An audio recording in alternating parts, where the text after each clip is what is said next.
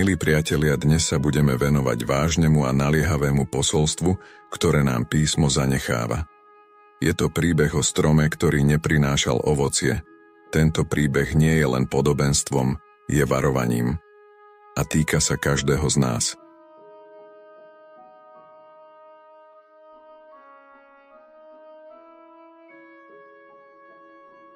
Bol raz strom, figovník, ktorý stál vo vinici.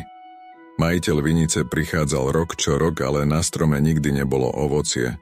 Strom mal všetko, čo potreboval, úrodnú pôdu, dostatok slnka a vody, no neplnil svoj účel.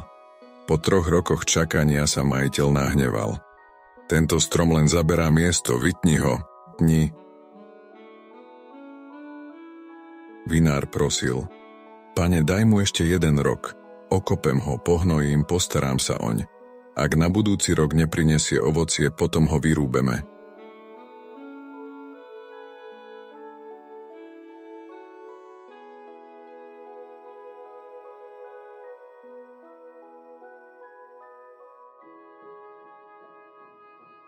A čo ak strom neprinesie ovocie ani po tejto starostlivosti?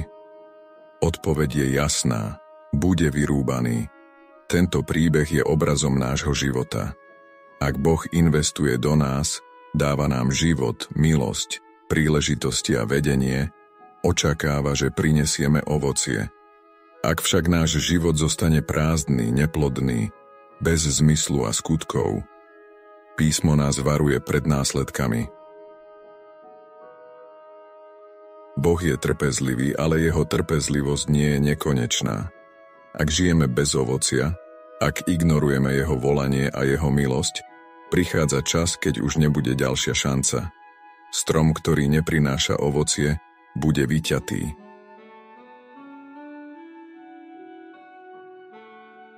Toto varovanie je vážne. Nejde len o stratu života na zemi, ale o večné dôsledky.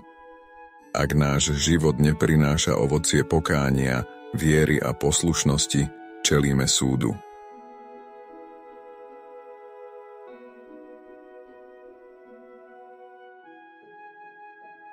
Ale tento príbeh nie je len o hrozbe, je aj o nádeji. Boh je ako vinár, ktorý nám dáva ešte 1 šancu. Ak sa dnes rozhodnete zmeniť svoj život, ak začnete žiť podľa Božieho slova, môžete začať prinášať ovocie.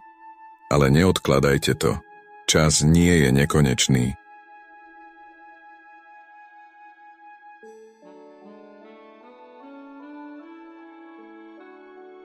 Milí priatelia, nehrajte sa s Božou trpezlivosťou. Teraz je čas priniesť ovocie. Nech je váš život plný viery, lásky a skutkov, ktoré oslavujú Boha. Lebo strom, ktorý neprináša ovocie, bude vyťatý a hodený do ohňa. To je pravda, ktorú hovorí písmo.